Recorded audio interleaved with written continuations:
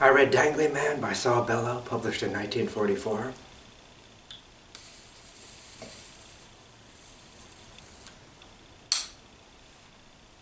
The title Dangling Man is explained in the very first few pages.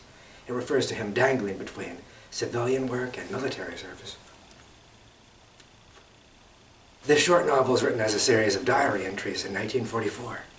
The first entry is dated December 15th, 1942, and the last entry is dated April 9th, 1943. Some of these entries are pretty long, 20 pages, but some of them are quite short. The January 16th entry, for example, only has 3 words: fairly quiet day. Almost every day has an entry, though there are some times where we skip 1 day or 2 days.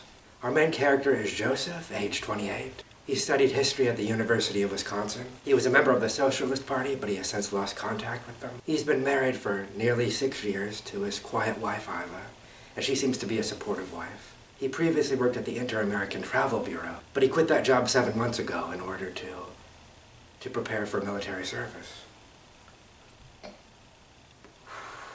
Joseph doesn't have much to do.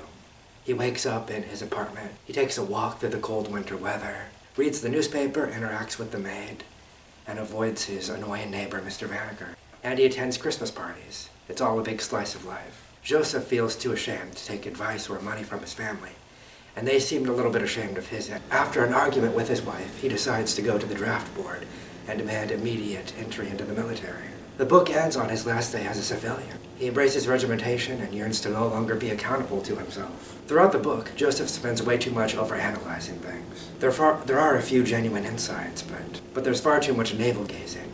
It all feels just a little too aimless. I suppose that's the idea of being Dangling, though it doesn't make for the most exciting novel. I wish there was a little more momentum and action. This book was probably more relatable in an era when people were more conscripted into the military, though it's a bit less relatable in 2025. I still really enjoyed it though, and I will give it a 9 out of 10.